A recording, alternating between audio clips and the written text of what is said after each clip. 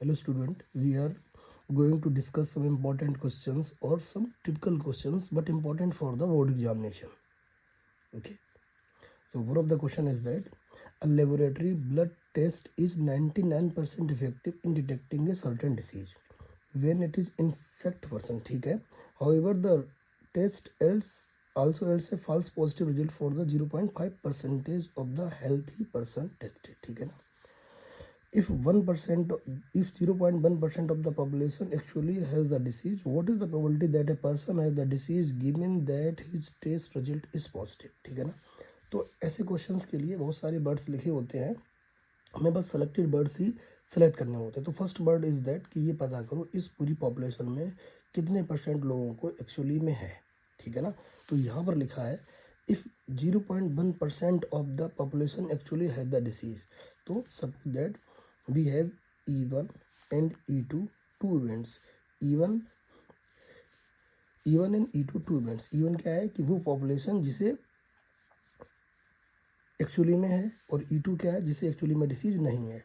तो इसकी प्रोबेबिलिटी निकालते हैं. P1 क्या हो जाएगा, 0.1% है. परसेंटेज को रिमूव करेंगे तो ये प्रोबेबिलिटी अपनी बन जाएगी 0.001. ठीक है ना, ये तो हो गया है कि पॉपुलेशन में कितने लोग को है disease. E2 not having the disease, तो इसके लिए हो जाएगा इस चीज़ को 1 से माइनस करेंगे तो इसका आंसर आ जाएगा 0.999. ठीक है ना, ये पॉपुलेशन, ये प्रोबेबिलिटी क्या है उस पॉपुलेशन की जिसे एक्चुअली में डिसीज है, और ये प्रोबेबिलिटी हो गई है उस पॉपुलेशन की जिसे एक्चुअली में डिसीज नहीं है. ठीक है ना, फिर हम लोग यहाँ सेलेक्ट करते हैं let a we the event that the blood test results is positive. हमने क्या सिलेक्ट किया है, सपोज किया है कि ए वो इवेंट है कि ब्लड टेस्ट रिपोर्ट जो है वो पॉजिटिव आया है. ठीक है ना, तो हम लोग यहाँ से फाइंड करेंगे P a condition E1 and P a condition E2. इसका मतलब क्या था कि E1 जो मेरे पास जिसे एक्चुअली में जिस पॉपुलेशन को है और उसके अंदर क्या है उसका रिपोर्ट पॉजिटिव आ जाए. E2 जिसे नहीं है उसका भी रिजल्ट जो टेस्ट हो वो पॉजिटिव आ जाए. तो हम यहाँ से दो इवेंट्स उनकी प्रोबेबिलिटी फाइंड कर रहे हैं. फर्स्ट इवेंट समझने वाली बात है, ये क्या लिखा था, ए कंडीशन E1, ये फर्स्ट इवेंट होती है और ये उसके बाद हैपनिंग होता है. ठीक है ना, तो इसमें क्या था, E1 क्या है कि उसका जो रिजल्ट है मतलब कि जो भी लोग हैं उन्हें वो डिसीज पहले से ही है, और ए क्या है पॉजिटिव रिजल्ट शो कर रहा है, यानी कि जिनको पहले से था उनका रिजल्ट पॉजिटिव आए. ये शो कर रहा है कि जिनको पहले से नहीं था उनका भी रिजल्ट पॉजिटिव आए. तो जिनको पहले से था उनका रिजल्ट पॉजिटिव आए. इस चीज़ की प्रोबेबिलिटी क्वेश्चन में क्या दी गई है, इस चीज़ की प्रोबेबिलिटी दी गई है 99% इफेक्टिव डिटेक्ट द डिसीज. ठीक है, अगर उन्हें डिसीज सच में था, ठीक है, तो इसकी प्रोबेबिलिटी हो जाएगी 99% है तो 99/100 हो जाएगा. ठीक है ना.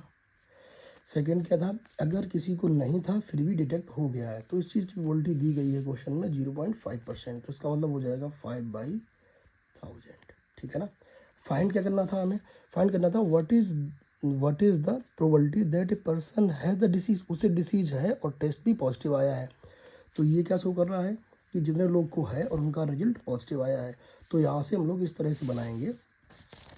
हमें फाइंड करना है बेस थ्योरम के फॉर्मूला बनेगा पी ई कंडीशन ए इक्वल फार्मूला बन जाएगा P(E1) P a condition E1, और यहाँ पर आएगा बोथ रिजल्ट्स का सम. तो P(E1) P a condition E1 plus P(E2) P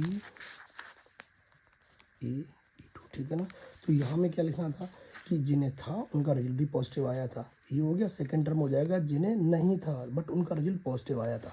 तो ये बनेंगे टोटल केसेस, ये बनेगा अपना फेवरेबल केस. तो इसके लिए हम लोग यहाँ लिख देते हैं P(E1) अपना था 0.001. ठीक है, multiplied by P a condition E1, ये आया है 99/100. फिर ये हो जाएगा P(E1). ठीक, इसी चीज़ को फिर से लिखना है तो 0.001 मल्टीप्लाइड बाई 99/100 प्लस P(E2) जिन्हें नहीं था तो वो हो गया है 0.999. Multiplied by P a condition E2, जिन्हें नहीं था बट रिजल्ट उनका पॉजिटिव आ गया, तो उसके लिए हो जाएगा 5/1000। ठीक है ना। हम लोग इसे सॉल्व करेंगे